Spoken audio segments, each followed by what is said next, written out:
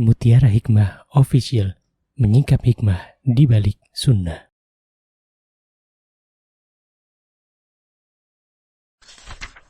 Salurkan donasi terbaik Anda untuk mendukung dakwah Mutiara Hikmah Official. Mau haji yang gak pakai antri? Daftar sekarang, insya Allah 2024 berangkat. Gratis keberangkatan umroh sebelum haji. Dibersamai oleh Ustadz Hanan Yasir dan juga Ustazah Imro'atul Azizah. Buruan daftar sekarang juga, sebelum harga naik.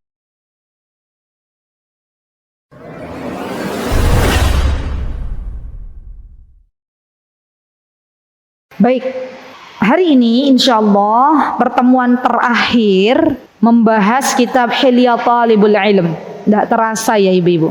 Bagi teman-teman yang merasa tidak pernah absen dari awal pertemuan sampai akhir, terus ikut. Setelah kajian ini boleh bukunya diserahkan ke saya. Nanti insya Allah saya berikan tulisan ya penjelasan bahwa alhamdulillah telah selesai kitab ini pada tanggal 10 Sya'ban. Ya kemudian nanti insya Allah saya tanda tangan. Ya untuk apa?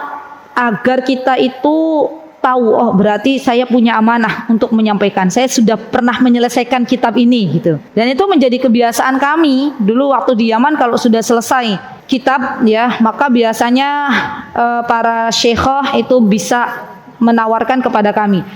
Tapi biasanya kalau di Yaman lebih berat.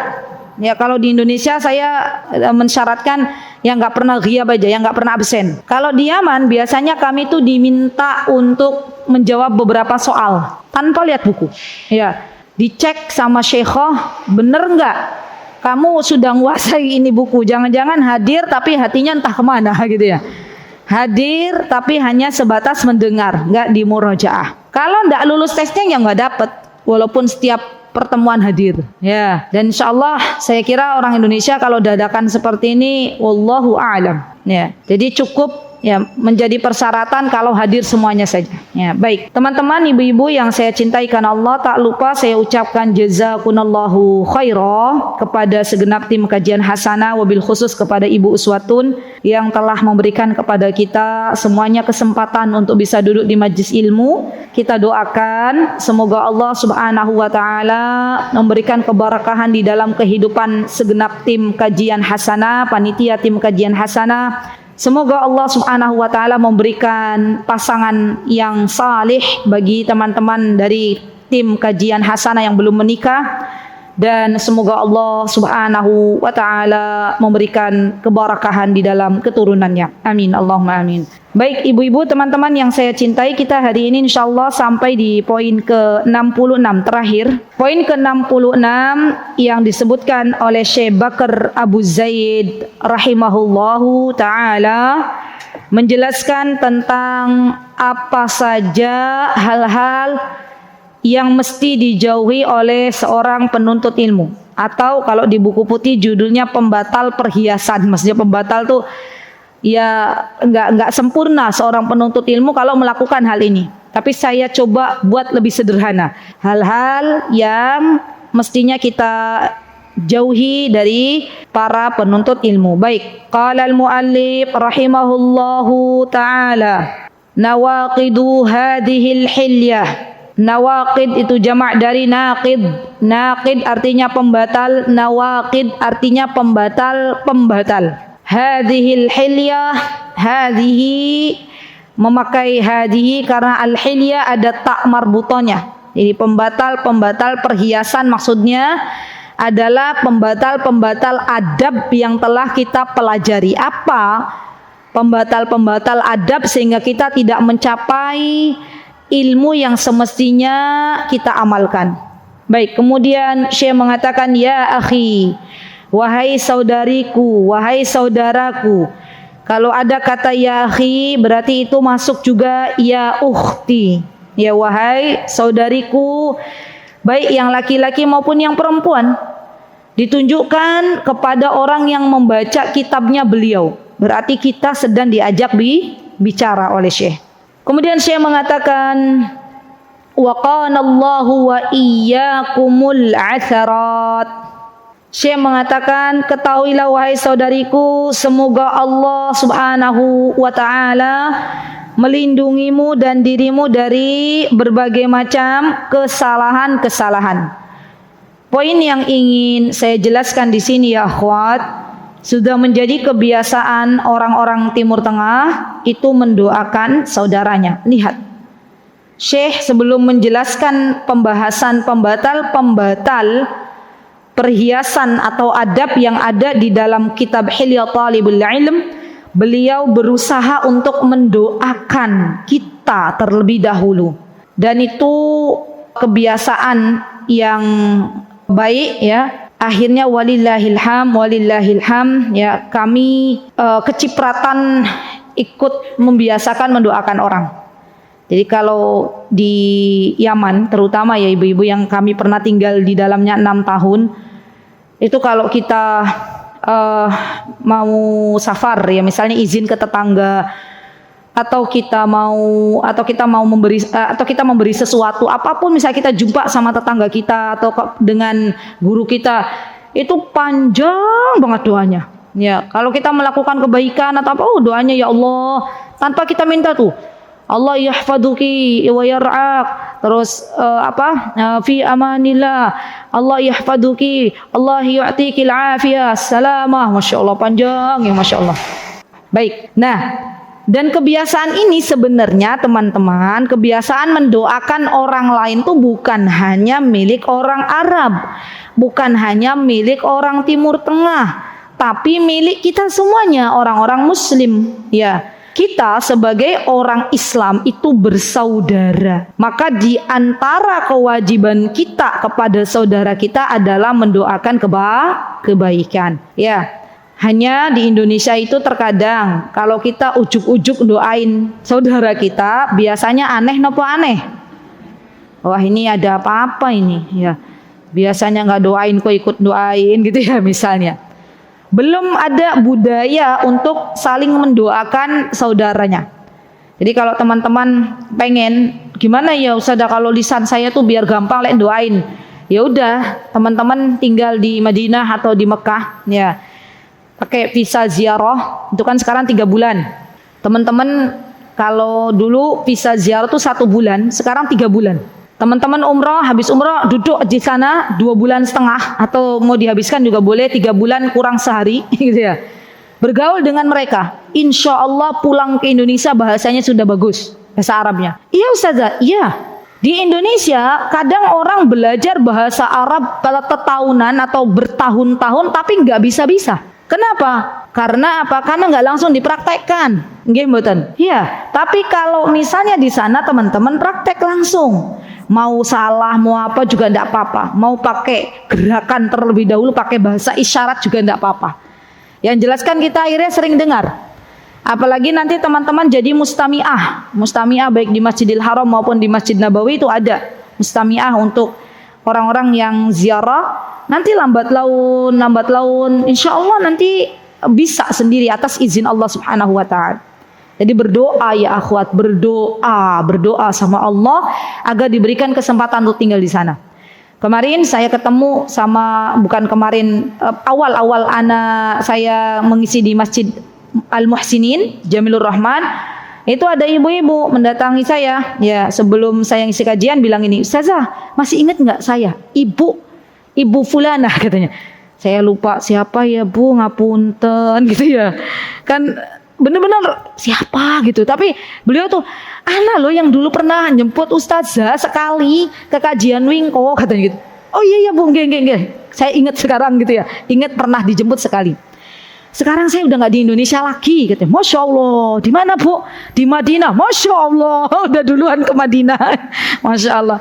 Saya sekarang nemenin ibunya Syekh Abdul Razak. Masya Allah.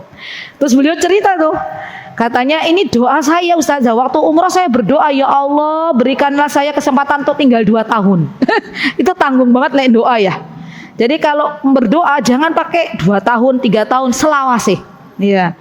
Dan saya doakan semoga Allah Subhanahu wa ta'ala menjadikan ibu-ibu nih yang hadir semuanya besok menjadi penduduk kota Madinah. Amin. Nanti semuanya bertetangga ya, amin. Ya, Masya Allah. Yang baik-baik aja kita berdoa ya, doakan. Baik, kita lanjut. Kemudian di sini In kunta qara'ta mathalan min hilya talibil ilm wa adabihi wa 'alimta ba'dha min nawaqidiha fa'lam anna min a'dhami khawarimiha al-mafsada li nidami aqdiha. Baik. Kata Syekh, kalau kamu sudah belajar tentang adab-adab yang ada di dalam kitab Hilyatul Talibil Ilmi, maka hendaklah engkau juga mengetahui pembatal-pembatal. Apa-apa yang mesti engkau jauhi. Ini penting banget. Yang pertama, Ifsa'usir.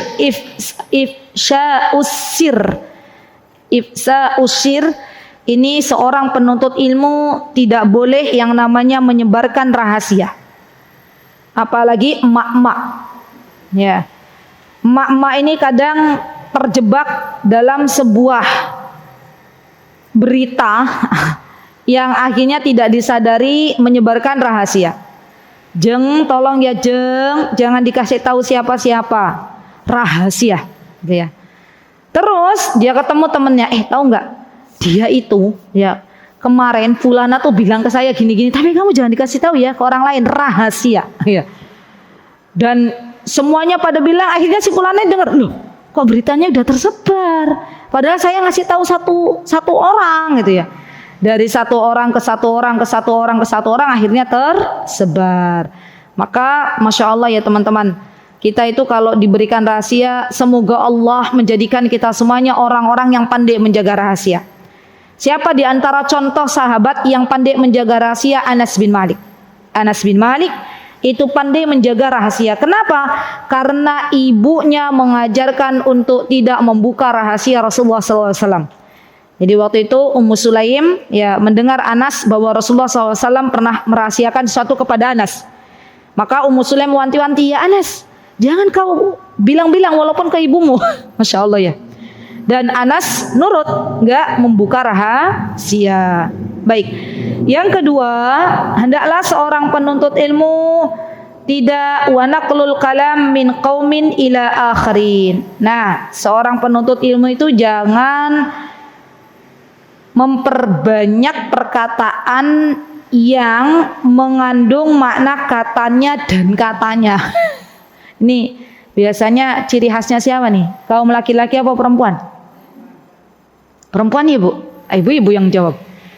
Katanya begini, katanya begitu, katanya pemilihan umum, katanya yang jadi presiden ini, katanya nggak jelas. Ya. Dan sifat kita sebagai seorang thalibul ilmi seperti apa ya akhwat? Kalau mendapatkan berita yang belum jelas, tawakuf, berhenti sejenak. Tidak lantas membroadcast, tidak lantas menyampaikan kepada orang lain sampai berita itu tuntas, sampai berita itu benar adanya, sampai kita tabayun bahwa benar berita yang didengar itu adalah sebuah hal yang nyata, bukan katanya dan katanya. Baik. Kemudian yang ketiga,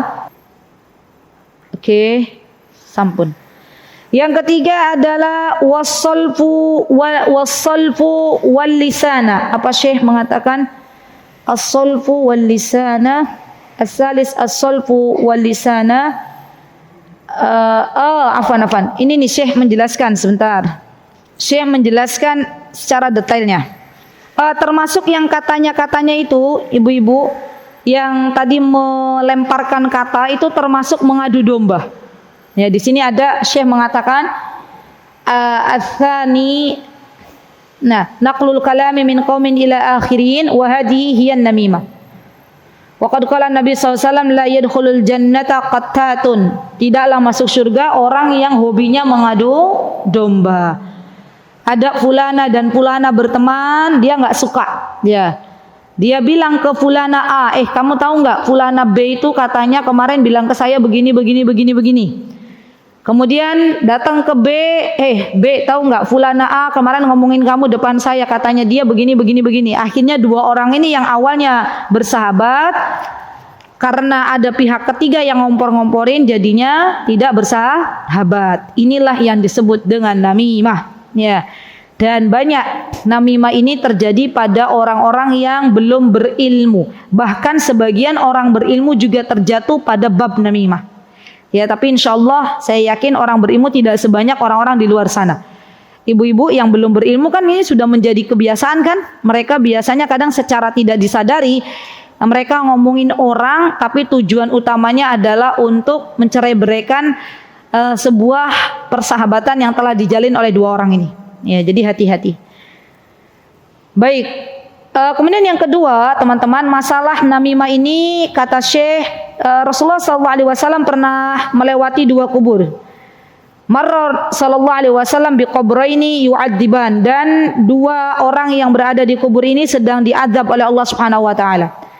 Maka para sahabat diberitahu oleh Rasulullah SAW bahwa di antara sebab utama dua orang ini, yang pertama adalah dia hobinya ketika di dunia mengadu domba sesama saudaranya. Yang kedua adalah tidak beristinja setelah buang air kecil. Fahiya min kabairid dzunub ya'ti as-shakhsu ila akhir yaqulu qala fulan fika kadza wa kadza, lakin idza kana al-maqsudu bidzalika an-nasihah yani anna hadha ar-rajul mughtarrun bis-shakhs wa yubdi ilayhi asrarahu wa yastashiruhu fi umurihi.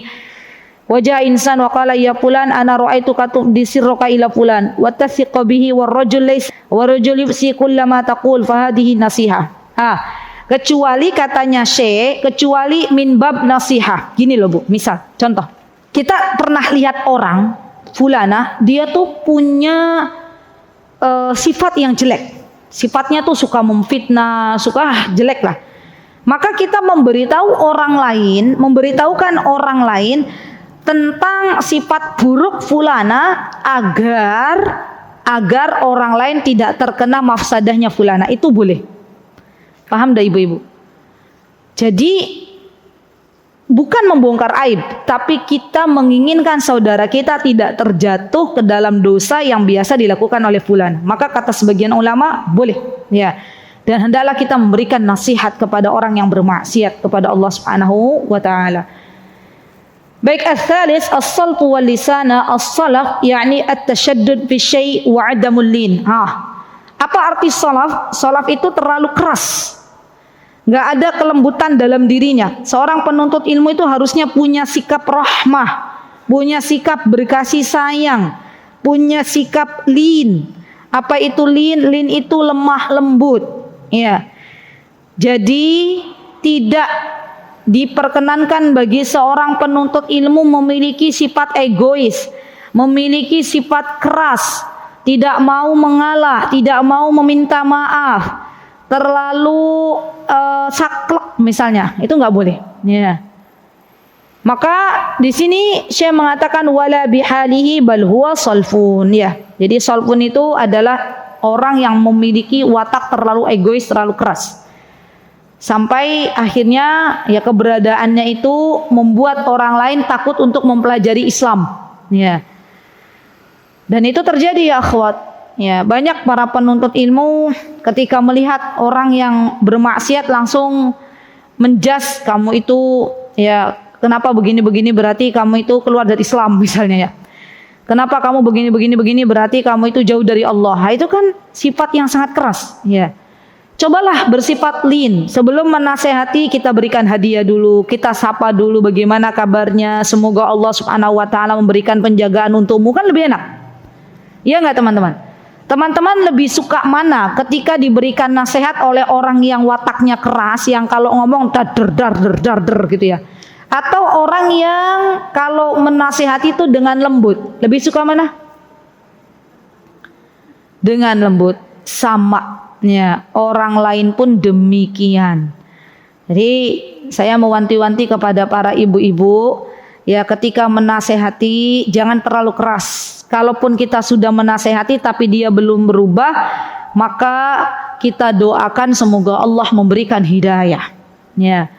Baik, kemudian di sini al-lasin kata Syekh, wal lasinu ya'ni anna 'indahu bayanan yubdi bihil batil wa yukhfi bihil haqq. Seorang penuntut ilmu hendaklah dia menjauhi sesuatu yang menyembunyikan kebatilan. Padahal seharusnya seorang penuntut ilmu itu dia menyuarakan kebenaran. Masya Allah. Ini penting ini. Kalau di sini Syekh mengatakan, kalau di buku putih ya, bangga diri dan banyak bicara. Tapi saya lebih lebih setuju dengan perkataannya Syekh Utsaimin. Ya. Karena kalau di buku putih ada tuh, banyak bicara itu bahasa Arabnya katsirul kalam. Tapi kalau di sini al-lasinu yakni anna 'indahu bayanan yubdi bihil batil wa yukhfi bihil haq. Orang-orang yang dia menyembunyikan kebenaran dan mengatakan kebatilan. Dan hal ini tidak bisa dimiliki oleh seorang penuntut ilmu. Seorang penuntut ilmu itu kalau mengetahui kebenaran, ya disampaikan. Walaupun konsekuensinya mungkin ada orang yang tidak suka. Walaupun mungkin konsekuensinya dijauhi oleh sebagian orang. Walaupun konsekuensinya mendapatkan nyinyiran. Ya, tapi itulah sunnatullah. Kapanpun, dimanapun sampai hari kiamat tiba, orang yang menyuarakan kebenaran pasti bakal ada orang-orang yang tidak suka. Ya, Imam Syafi'i pernah mengatakan, ya tidak mungkin kita itu ketika hidup di dunia berharap orang lain semua suka pada kita, itu nggak mungkin, mustahil, kata Imam Syafi'i.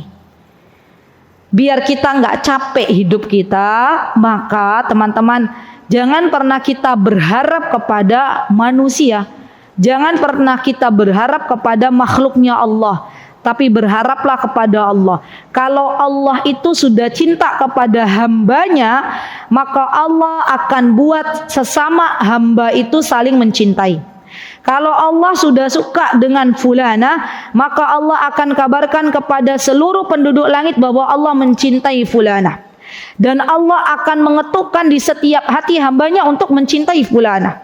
Tapi sebaliknya, kalau yang kita kejar adalah cintanya fulana, ridhonya makhluk, maka yang demikian membuat Allah tidak suka.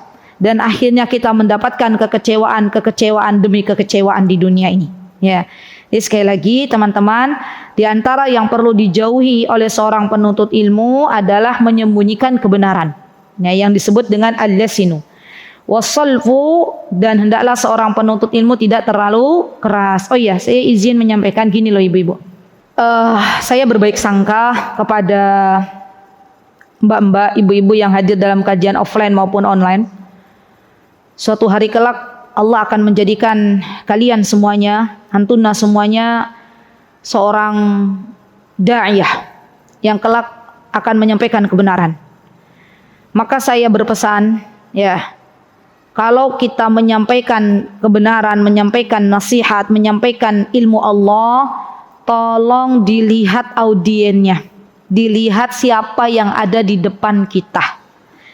Dan jadilah orang yang berlemah lembut kepada jamaah atau audiens.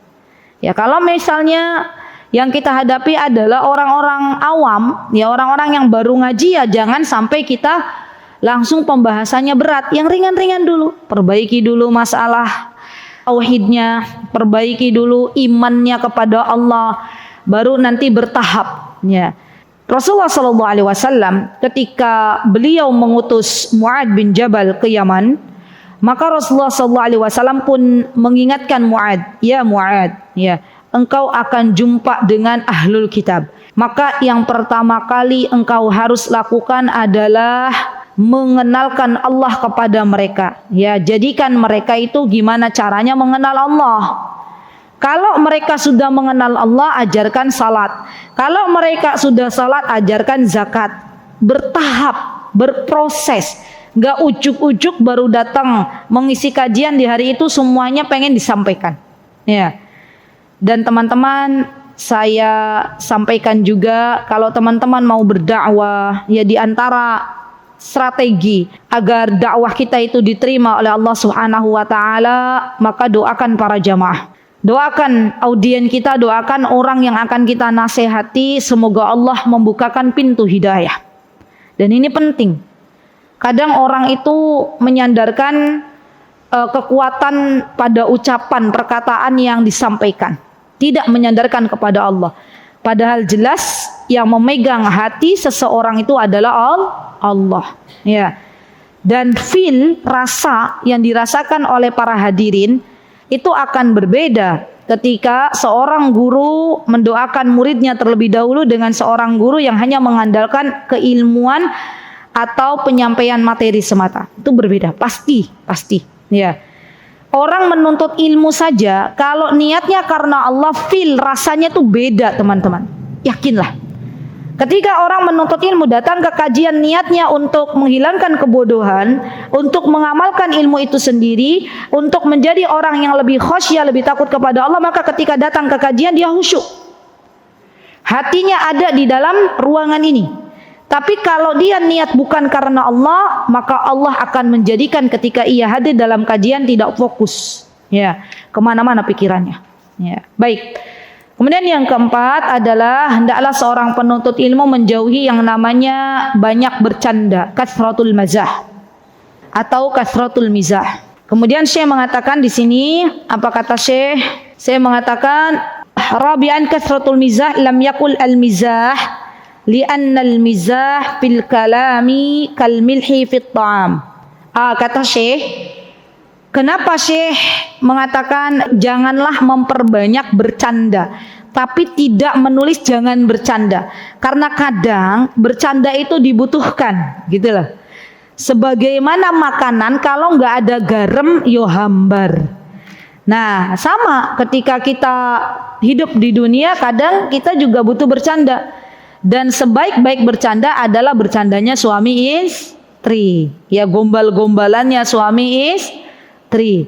Itu Masya Allah bernilai ibadah di sisi Allah Subhanahu wa ta'ala. Tapi tidak terlalu banyak bercanda. Kemudian saya mengatakan in aktsarta minhu fasadat ta'am. Garam juga kalau terlalu banyak ya ditaruh di makanan maka akan menjadi asin. Bercanda kalau terlalu banyak itu juga akan mengeraskan hati. Jadi Imam Ibnul Qayyim itu pernah menuliskan dalam kitab beliau Miftah Darus Sa'adah, di antara yang bisa mengeraskan hati ya akhwat adalah banyak bercanda, banyak berkata, banyak tidur, banyak makan, banyak bergaul. Nah itu semuanya yang akan mengeraskan hati kita. Kita ada nggak di dalamnya? Ada teman-teman. Dicek masing-masing ya. Baik. Kemudian di sini Syekh mengatakan wa in lam taj'al fihi al-milah lam yushtahat ta'am. Fakasratul mizah tudhibul hibah wa tunzilu martabati talibil ilmi. Betul. Orang yang dia banyak bercanda sedangkan statusnya seorang penuntut ilmu, maka wibawanya akan rusak. Ya. Betul. Coba teman-teman tuh ya, misalnya kita punya guru. Misal saya punya guru. Guru saya itu kerjaannya ketawa-tawa terus, banyak bercanda. Kira-kira kita yang lihat kayak mana? Kayak gitu ya. Tapi kalau misalnya saya punya guru, Masya Allah gurunya tuh wara, dia tidak banyak bicara, Masya Allah, maka di depan saya, guru saya itu wibawa. Ya, segen, mau bicara aja segen, mau salaman aja maju mundur gitu ya, bismillah. Pokoknya saya mau salaman juga salaman, bismillah gitu ya. Beda teman-teman, apalagi seorang penuntut ilmu yang dia banyak bercanda. Dan saya berpesan ya akhwat, ketika bercanda jangan pernah kita nih para penuntut ilmu ketawa-tawa sampai terbahak-bahak. Saya itu pernah ya, saya lupa berada di mana waktu itu mendengar seorang para penuntut ilmu tuh yang ketawa-tawa gitu, astagfirullahaladzim, dan itu para perempuan gitu, akhwat gitu. Dan ini tidak diperkenankan. Boleh tertawa tapi nggak boleh terbahak-bahak. Nih. Kemudian di sini wa ammal mizahul qalil alladhi yuqsadu bihi idkhalus surur ala sahibiq fa hadha khair wa huwa minas sunnah. Katanya kalau bercandanya sedikit maka ini diperbolehkan karena itu bagian dari sunnah Nabi kita Muhammad SAW. Faqad kana Nabi SAW yamzah. Rasulullah juga dulu bercanda. Wala yaqulu illa haqqan. Ingat, bercanda tidak boleh berdusta. Bercanda harus benar-benar terjadi apa yang ia ucapkan. Sekarang ibu-ibu tahu stand up comedy? Itu menurut ibu-ibu acara itu tujuan utamanya apa? Bercanda, melawak, membuat orang tertawa. Dan yang disampaikan apakah semuanya benar? Tidak. Maka bagi seorang penuntut ilmu hendaklah menjauhi hal-hal yang demikian. Jangan sampai kita berbicara sesuatu agar orang lain tertawa kemudian berdusta. Karena besok kita akan mempertanggungjawabkan apa yang kita ucapkan. Baik. Ja'ahu rajulun. Nah ini ada nih cerita. Ja'ahu rajulun marrah yuridu an yahmilahu ala ba'irin yujahidu 'alaiha fi sabilillah. Datang seorang laki-laki suatu hari membawa untanya untuk berjihad di jalan Allah. Faqala Nabi sallallahu alaihi wasallam, maka Rasulullah sallallahu alaihi wasallam bersabda, inna hamiluka ala waladin naqah.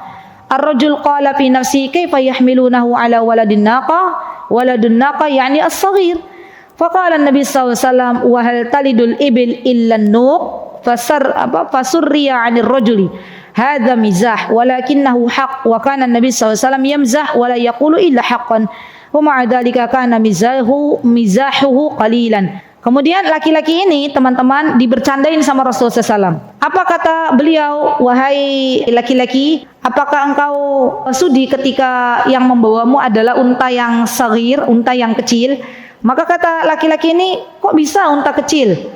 Kemudian Rasulullah mengatakan, bukankah unta kecil ini juga asalnya dari ibunya? Ya, kemudian laki-laki ini tertawa, tersenyum, Masya Allah. Wa qala li Abi Umair, ghulamun saghirun ma'ahu tayri al-abu bihi, famata at-tayr fahazina tifal huznan 'aziman. Fadakhala Nabi sallallahu alaihi wasallam data yawmin wa qala lahu ya Aba Umair, ma fa'ala an-nughair? Ay yumazi'u famithlu hadzal mizah la ba'sa bihi li'annahu qalil wa haq. Ini ceritanya begini. Ceritanya saya ceritakan. Rasulullah sallallahu alaihi wasallam itu orang yang paling paham dengan siapa yang diajak bicara. Waktu itu adiknya Anas yang bernama Abu Umair. Abu Umair itu bukan nama aslinya. Abu Umair itu kunyah. Dan biasanya memang orang Arab itu senang yang namanya kunyah. Abu, Ummu itu kunyah. Ya, nama panggilan. Maka ketika itu adiknya Anas sedang bermain burung. Burungnya qadarullah mati. Ya.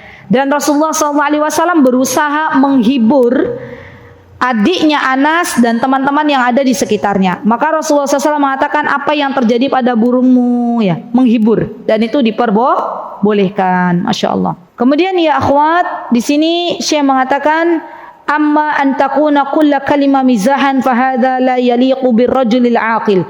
Fadlan an talibil ilmi. Faman yaj'aluhu kulla kalami mizahan hatta yaqulul mukhatibuna lahu anta sadiqun aw tamzah. Li'annahu yukthirul mizah. Kata Syekh, tidak selayaknya bagi seorang penuntut ilmu dia memperbanyak bercanda. Di setiap ucapannya bercanda. Sampai orang itu nggak bisa bedain ucapanmu iki bercanda apa beneran. Ada nggak orang yang kayak gitu? Ya. Dan teman-teman tahu orang yang suka bercanda apa misalnya? Misalnya minta tolong gitu ya. Ternyata tolong misalnya ya. Saudaranya datang, ternyata dia bilang bercanda gitu. Dia cuman pengen iseng aja, biar teman-temannya datang. Suatu hari kalau dia minta tolong, pas bener-bener minta tolong, yang lain pada percaya nggak? Nggak percaya. Kenapa? Karena sering dikibulin, sering dibercandain, sering diisengin, ya. Dan bercanda itu juga nggak semuanya baik ya akhwat. Bahkan ada bercanda yang bisa mendolimi orang lain. Contohnya apa? Masih ingat nggak dulu waktu ibu-ibu sekolah? Ada kan teman-teman bercanda geret kursi ke belakang? Oh, masih ingat? Apa enggak ada kejadian kayak gitu? Itu kan aslinya bercanda kan ibu-ibu? Ya, ada orang teman kita mau duduk digeret ke belakang, akhirnya dia ngejungkel, ya, dan kena tulang ekornya, bisa menyebabkan dia nggak bisa jalan. Ya, jadi hati-hati. Bercanda yang sampai mendolimi itu dosa di hadapan Allah Subhanahu wa Ta'ala. Dan ini kita ajarkan kepada anak-anak kita. Saya juga ingat ya, dulu putra saya ya pertama masuk di sekolah dasar itu mengeluh sakit pahanya. Terus akhirnya dibawa ke tempat yang biasa bisa nerapi.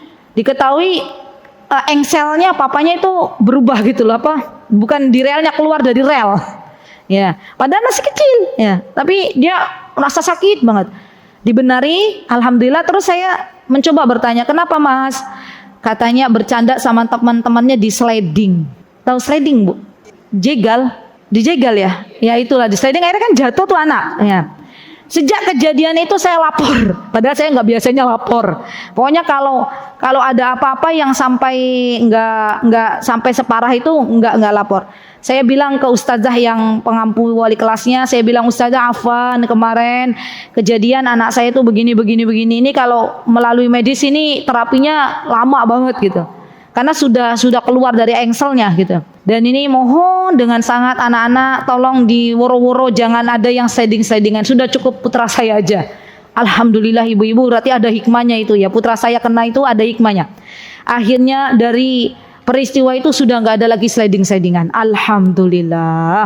Ya, kasihan. Jadi itu anak laki-laki itu kalau bercanda tuh beneran ibu-ibu. Ya. Siapa yang punya anak laki-laki di sini? Masya Allah. Kitanya ibunya yang ketar-ketir. Ya. Padahal mereka itu katanya maksudnya bercanda. Ya, baik. Dan ini bercanda yang tidak diperbolehkan. Kemudian di sini Syekh mengatakan, qaulul musannif ad-dukhulu fi hadis baina isnain fa inna ba'dhan nas idza ra'a isnaini yatahaddatsani dakhala bainahuma. Yang kelima adalah ad-dukhulu fi hadisi baina isnain. Yang kelima yang tidak boleh kita lakukan sebagai seorang penuntut ilmu adalah masuk dalam pembicaraan orang yang sedang berbicara berdua. Dia masuk pembicara, dia mendatangi dua orang yang sedang berbicara, dia nyela gitu loh. Itu nggak boleh. Ya. Dan di sini saya mengatakan, inna ba'dhan nas idza ra'a itsnaini yatahaddatsani dakhala bainahuma. Sebagian manusia ketika melihat ada dua orang yang sedang bercengkrama, sedang ngobrol, sedang berbincang, maka dia masuk ke dalam obrolan tersebut. Wa hadza kal mutasallik lil jidar. Lam ya'til buyut min abwabiha wa hadza kana min adabin man yahduru salatal jumu'ah alla yufarriqa baina itsnain kama ja'at bihi sunnah wat tafriqu baina itsnain fi makanin aw fi hadisin min khawarimil muru'ah. Jadi kita nih nggak boleh ya menyela orang yang sedang ngobrol. Tunggu dulu. Kalau mereka sedang ngobrol berdua ya tunggu sampai selesai, baru kemudian kita bilang, saya kalau sudah selesai Bu, nggih sampun, baru kemudian kita gantian gitu ya. Saya tidak melihat sekali dua kali tapi ini banyak ya, misalnya ana pas saya lagi diajak ngobrol sama seseorang, ya lagi ngobrol, terus tiba-tiba ada orang datang nyela gitu. Ini juga ya Allah, ini mohon maaf ya, ini kurang beradab ya. Kalau misalnya tidak bisa menemui, entah itu salaman atau bicara sebentar ya sudah, ya pulang aja, tidak apa-apa itu. Insya Allah sudah termasuk udzur, ya. Dan ini bagian dari adabnya. Baik, kemudian di sini disebutkan oleh Syekh, ya, dikiaskan orang yang masuk dalam obrolan dua orang yang sedang ngobrol itu dikiaskan seperti orang yang memisahkan dua orang yang sedang duduk untuk salat Jumat. Dia memisahkan di tengah-tengahnya dan ini tidak diperbolehkan. Wa minhu idza ra'aita itsnaini yatahaddatsani fala taqtaribu minhuma bal minal adab wal muru'a an tabta'id. Ya, kalau kita lihat ada dua orang saling berbicara, jangan mendekat, tapi hendaklah kita menjauh. Li'annahu rubbama yakunu bainahuma hadisun sir. Barangkali keduanya memiliki perkataan yang hanya didengarkan oleh mereka saja tanpa didengarkan oleh kita. Dan ini juga kadang ada orang-orang begitu, ustazah, saya mau berbicara empat mata. Oke, gitu ya. Biasanya saya menjauh, ya. Dan sudah, ya. Berarti memang itu rahasia. Ya. Baik.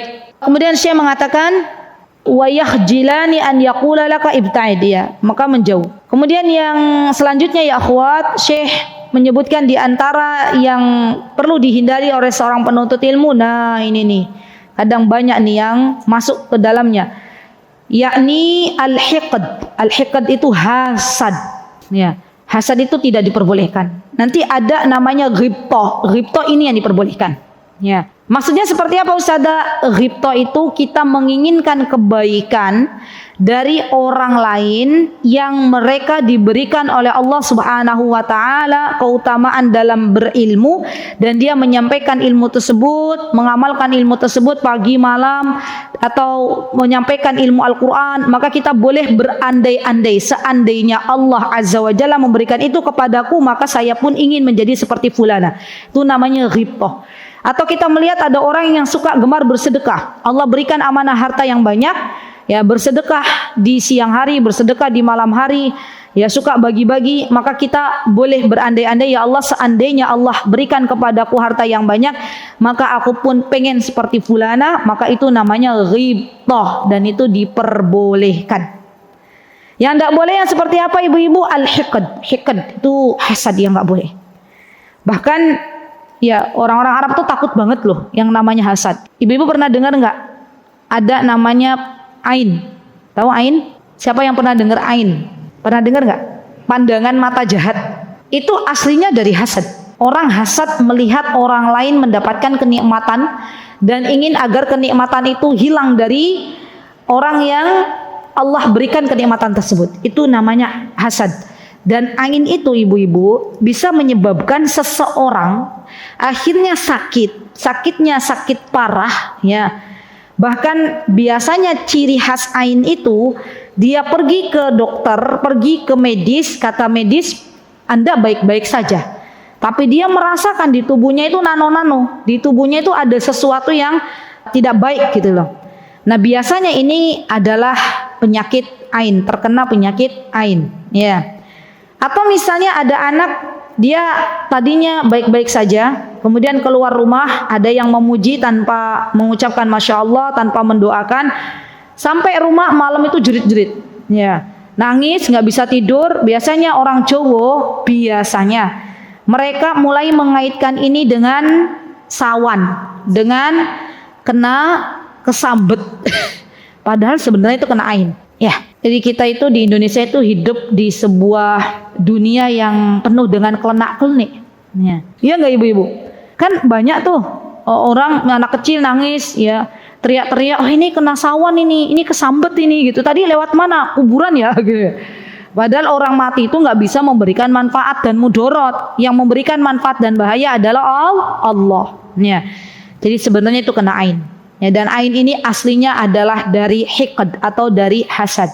Makanya Syekh mengatakan nas'alullahal afiyah.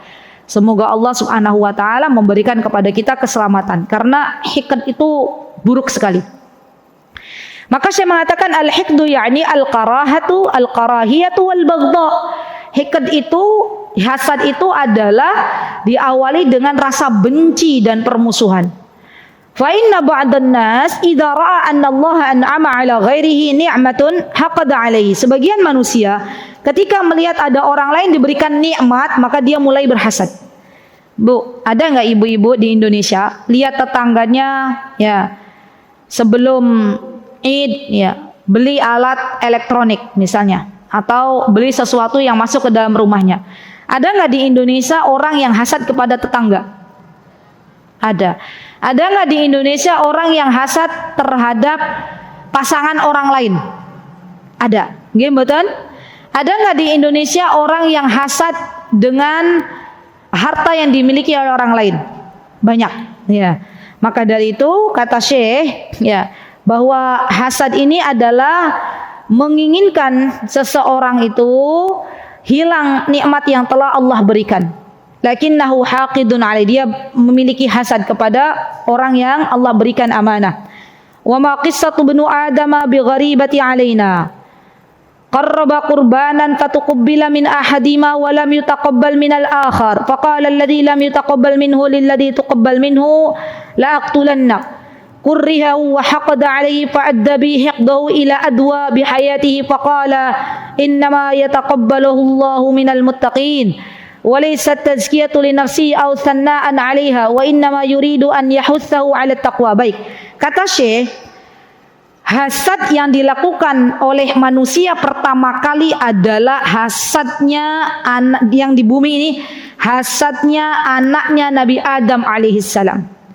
Tapi kalau hasad yang pertama kali dilakukan oleh penduduk langit adalah hasadnya iblis kepada Nabi Adam alaihissalam. Ya. Waktu itu iblis ya diperintahkan oleh Allah Subhanahu wa taala untuk memberikan penghormatan kepada Nabi Adam.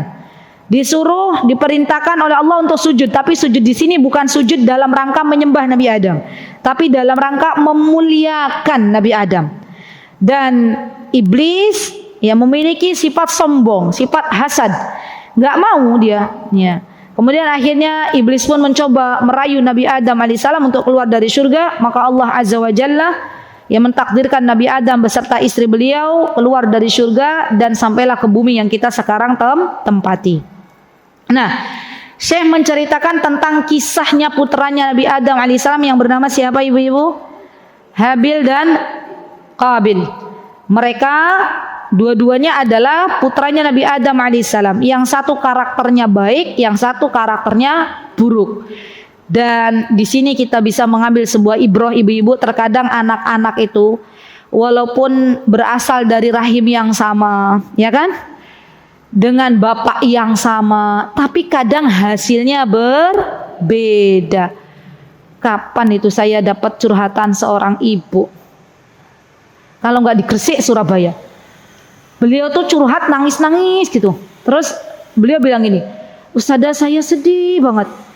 Saya punya anak sekian, tapi ustazah, aneh ustazah, saya itu mendidik sama. Saya itu nggak beda-bedain. Tapi kenapa yang sebagian itu jadi orang baik, yang sebagian tuh ustazah malah jauh dari Allah gitu ya. Malah akhirnya menyakiti saya sebagai orang tuanya." Sampai beliau nangis gitu. Lihat. Berarti kalau ada keluarga, seorang ibu yang punya anak, beberapa anak, yang satu baik, yang satu buruk, itu sudah sunnatullah. Memang dari sananya sudah begitu. Ya, anaknya Nabi Adam juga begitu. Ada yang baik, ada yang tidak baik. Ya. Siapa anak-anaknya Nabi yang baik semua? Anaknya siapa? Anaknya Nabi Ibrahim. Anaknya Nabi Ibrahim itu semuanya baik. Siapa? Ismail dan Ishak. Dan anaknya Nabi kita Muhammad sallallahu alaihi wasallam. Siapa contoh di antara anak-anaknya Nabi yang awalnya nggak baik? Siapa? Anak-anaknya Nabi Yakub alaihissalam, ya kan? Nabi Yakub punya anak, ada Nabi Yusuf alaihissalam, ada saudara-saudaranya. Dan itu teman-teman, kenapa saudaranya Nabi Yusuf akhirnya memasukkan Nabi Yusuf ke dalam sumur? Berasal dari hasad, ya kan? Mereka mengatakan kepada ayahnya mereka, dan itu was-was yang diberikan oleh syaitan. Maka hati-hati, was-was yang diberikan oleh syaitan kepada saudaranya Nabi Yusuf dengan mengatakan, ayahmu ya itu lebih mencintai Yusuf, ayahmu lebih mendahulukan Yusuf. Padahal tidak ada orang tua di dunia ibu-ibu aslinya yang ingin membeda-bedakan anak, nggak ada, semuanya sayang ya. Tapi kadang iblislah yang atau setanlah yang memberikan was-was kepada anak-anak ya, dan memiliki rasa bahwa ibunya, bapaknya lebih sayang kepada adiknya, lebih sayang kepada kakaknya, dan itu merupakan gangguan dari setan ya. Nah, Habil dan Qabil balik lagi ya, Allah mentakdirkan dua-duanya untuk memberikan kurban. Kurban di sini itu memberikan harta untuk Allah Subhanahu wa taala. Maka yang satu memberikan yang terbaik dari hartanya, yang satu memberikan yang buruk dari hartanya. Maka yang diterima oleh Allah Subhanahu wa taala adalah yang baik, ya. Nah, karena Allah Subhanahu wa taala tidak menerima hartanya Qabil tapi menerima hartanya Habil, maka Qabil mulai hasad. Ya, hasad, dan akhirnya mulailah syaitan bertahap mengganggu Qabil. Terjadilah sebuah peristiwa di mana akhirnya saudaranya dibunuh ya, sampai segitunya loh ibu-ibu. Makanya kan banyak sekarang orang bertengkar masalah warisan gitu ya. Nah ini nih, baru kemarin tuh Bu, saya dapat curhatan dari seorang wanita. Jadi beliau curhat ke saya, ini dijadikan ibrah semuanya. Ustazah, saya tuh sedih punya saudara kandung nggak pernah rukun, katanya gitu. Lah kenapa Bu gitu? Awalnya tuh dari warisan. Awalnya tadinya rukun, waktu kecil rukun, tapi setelah warisan itu ibu bapaknya meninggal jadi nggak rukun ya, karena rebutan warisan dan ya macam-macam. Ya itulah, Masya Allah ya, syaitan itu biasanya berpihak kepada manusia, mengganggu anak Bani Adam sampai terjadilah permusuhan di antara mereka. Baik, kemudian saya mengatakan fala yajuzul insan an yahqida ala akhihil muslim. Tak boleh seorang insan ya, manusia untuk berhasad kepada saudaranya muslim. Wala siyama idza kanat sababul hiqdi ma manallahu alaihi minan ni'mah. Apalagi yang dijadikan sebab hasad itu adalah apa-apa yang Allah beri dari nikmat. Sawaun kanat diniyah au dunyawiyah. Baik itu nikmat yang berupa agama ataupun dunia. Contoh agama itu ilmu. Ya, ilmu ataupun misalnya suami yang salih itu agama. Ya, berkaitan dengan agama, atau duniawiyah, harta ya, dan lain sebagainya. Maka kita tidak boleh hasad kepada mereka. Kemudian di sini beliau mencoba mengungkapkan ada namanya wal hiqdu, nas'alullah as-salama. Ada namanya, kata beliau, al-hasad min akhlaqil yahud. Lihat, Hasad juga ini merupakan akhlaknya orang-orang Yahudi. Nah, catat tuh. Orang Yahudi itu, iya bener. Orang Yahudi itu, mereka itu punya sifat yang harus kita catat baik-baik. Di antara sifatnya mereka adalah culas. Di antara sifatnya mereka adalah membolehkan dusta. Di antara sifatnya mereka adalah hasad. Itu orang-orang Yahudi. Ya. Di antara sifatnya mereka adalah memonopoli. Di antara sifatnya mereka adalah berkuasa. Ya. Yang kaya semakin kaya, yang miskin semakin miskin. Itu sifat orang-orang Yahudi. Ya. Tidak ada rasa kasihan kepada orang-orang yang lemah, dan itu juga sifatnya orang-orang Yahudi. Maka Syekh mengatakan wa bi'sul khuluqil hasad, dan seburuk-buruk akhlak adalah hasad.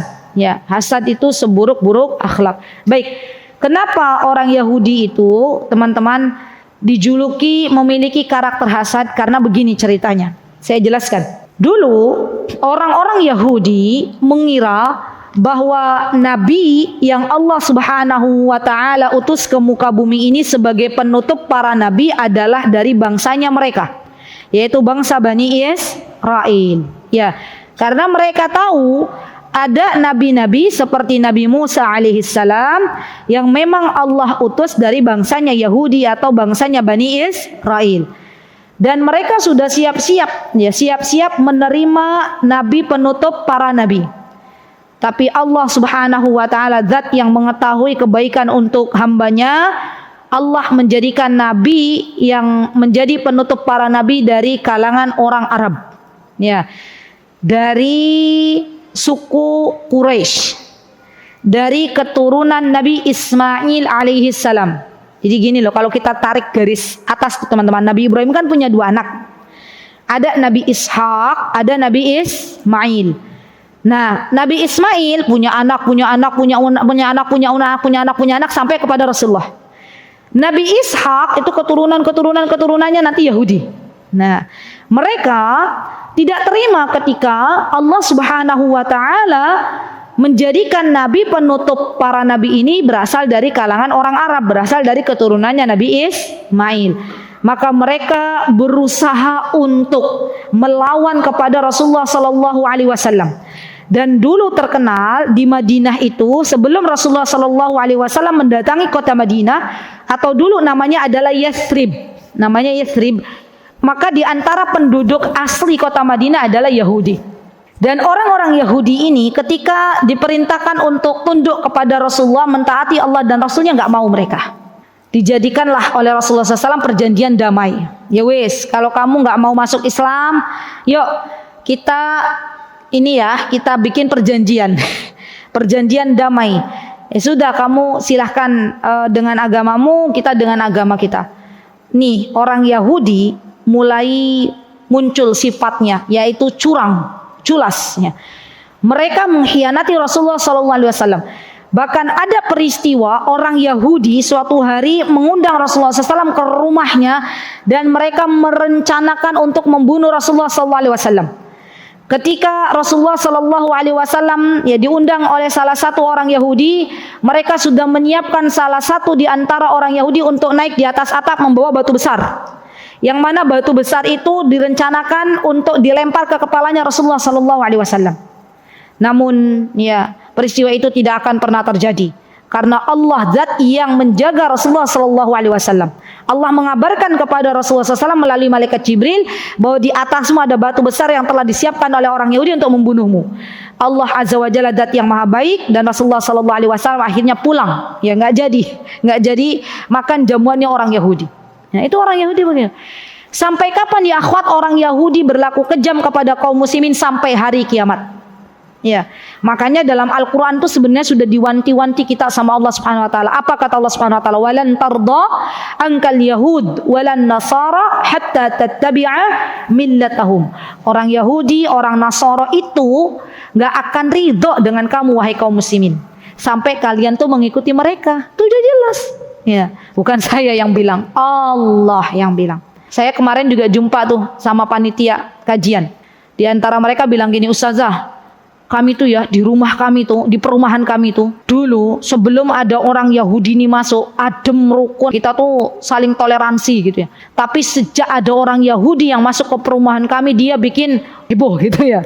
Dia ngompor-ngomporin warga perumahan itu untuk tidak ngaji di masjid, ngajinya di taman, untuk mencopot takmir masjid. Itu bikin rusuh gitu ya.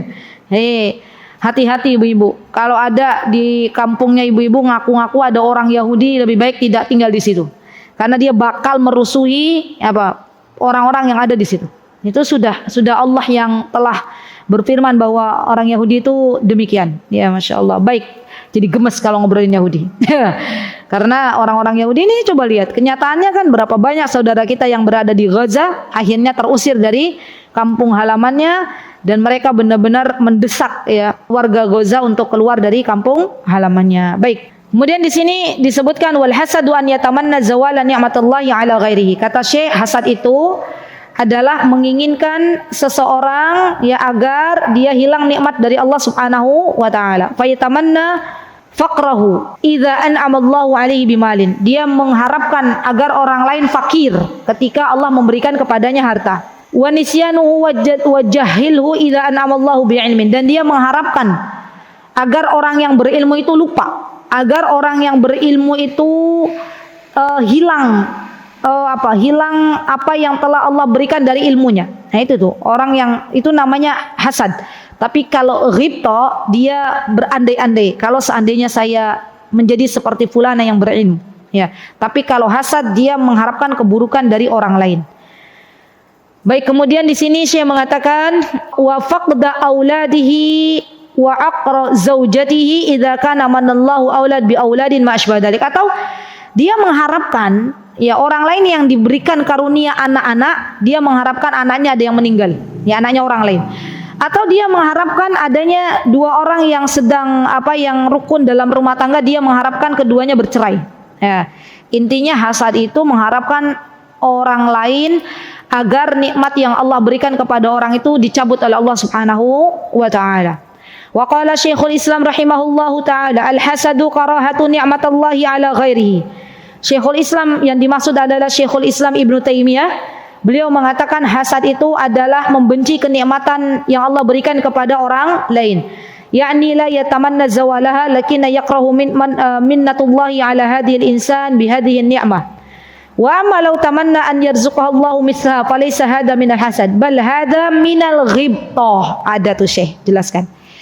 Kalau seandainya ada orang yang dia niatnya nih Bu, ibu-ibu lihat ada orang punya harta, ya ibu nggak pengen tuh dalam hati bahwa harta tersebut hilang dari saudara kita, nggak ada rasa itu.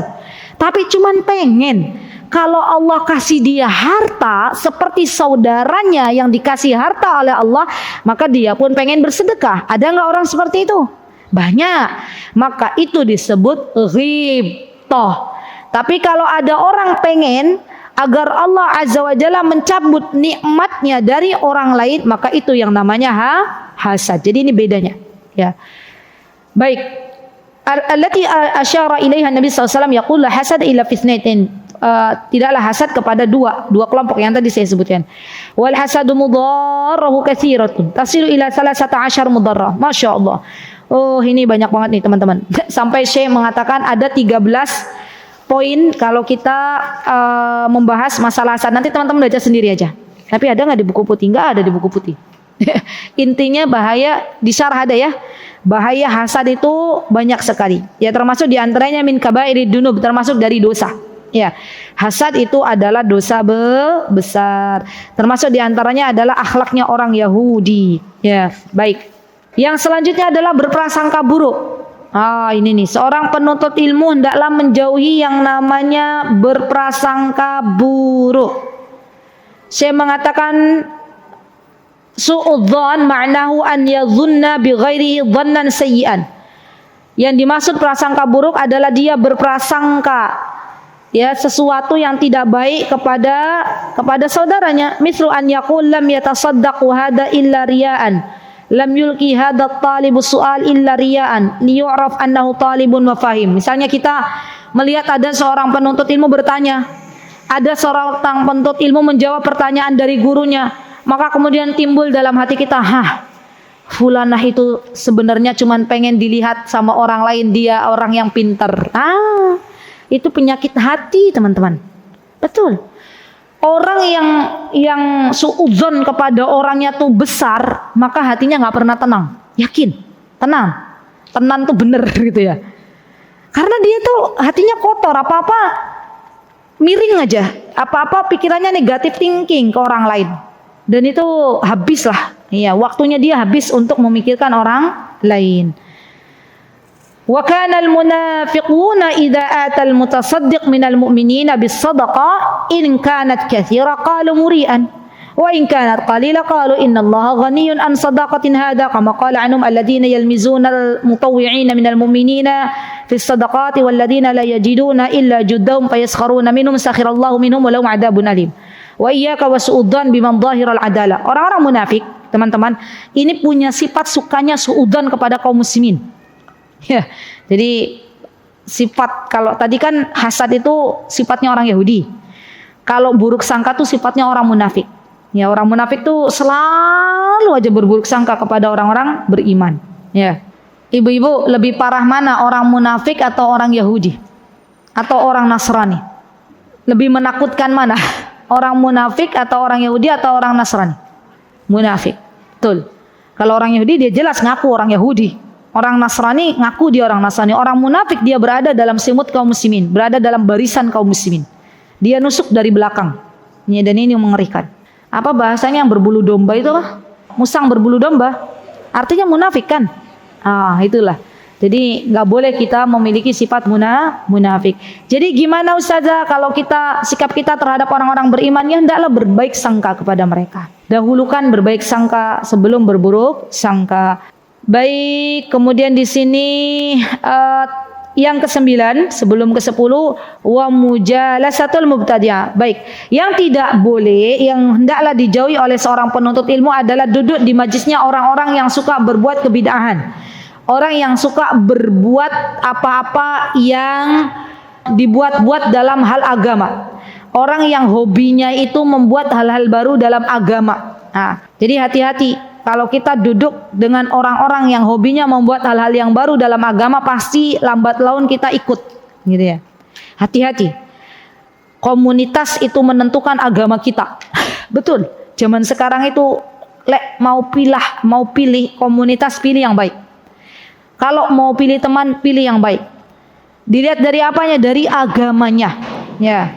Karena agama itu menentukan pribadi seseorang. Ya, teman itu menentukan agama seseorang, insyaallah. Kemudian terakhir ya akhwat, yang ke-10, wa naqlul khuta ilal maharim.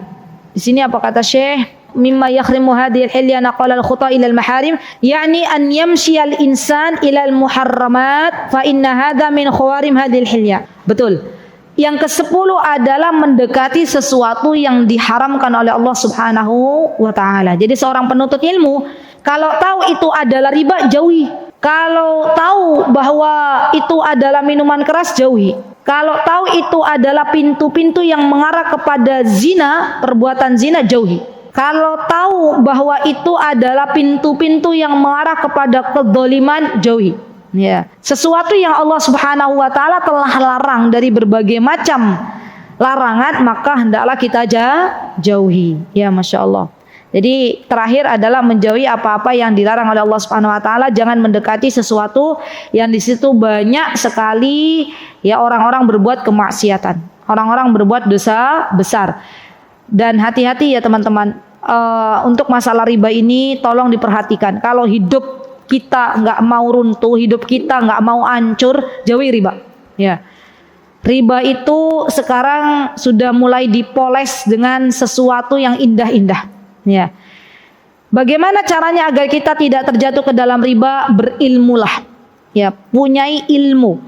Orang kalau nggak punya ilmu, dikiranya ya perbuatannya tersebut tidak masuk dalam bab riba. Padahal jelas-jelas ulama mengatakan bahwa itu adalah riba, dan ini pembahasannya cukup panjang. Insya Allah ada banyak ustadz yang berkompeten di dalamnya, termasuk ada ustadz kita di Yogyakarta, ada Ustadz Ami Nurbait hafizahullahu taala yang membahas masalah muamalah. Walillahil hamd ya, dan ada Ustadz Erwandi Tirmizi yang mana beliau juga kompeten di bidangnya membahas masalah muamalah. Monggo teman-teman bisa belajar dari mereka dari YouTube. Ya boleh, silahkan. Kita doakan semoga mereka senantiasa dijaga oleh Allah. Semoga Allah senantiasa menjaga para asatid ahlus sunnah. Semoga Allah subhanahu wa ta'ala senantiasa memberikan keberkahan di dalam kehidupan para asatid ahlus sunnah. Semoga Allah subhanahu wa ta'ala menjauhkan mereka dari segala keburukan. Amin. Allahumma amin. Itu yang bisa saya sampaikan ya akhwat. Semoga Allah subhanahu wa ta'ala menjadikan ilmu yang kita dapatkan dalam kitab Hilya Talibil Ilm ini adalah ilmu yang bermanfaat. Selamat memurojaah kembali ilmu yang telah teman-teman dapatkan. Jangan lupa untuk diamalkan, dan tentunya saya memohon maaf kalau selama saya mengajar Hilya Talibil Ilmi ini ada banyak kekurangan. Tidaklah saya menyampaikan sesuatu kecuali tanda sayang saya kepada teman-teman semuanya. Kita pengen masuk surga bareng, kita pengen meninggal dalam keadaan husnul khatimah. Maka berhati-hatilah dalam melangkah, hati-hatilah dalam berucap, karena semua yang kita lakukan, semua yang kita ucapkan dipertanggungjawabkan di hadapan Allah subhanahu wa ta'ala. Kesempurnaan kebenaran hanya milik Allah subhanahu wa ta'ala, dan kesalahan milik saya pribadi saya memohon maaf yang sebesar-besarnya. Aku qouli hadza wa astaghfirullah li wa lakum wa akhiru da'wana alhamdulillahi rabbil alamin. Assalamualaikum warahmatullahi wabarakatuh. Mutiara Hikmah Official, menyingkap hikmah di balik sunnah.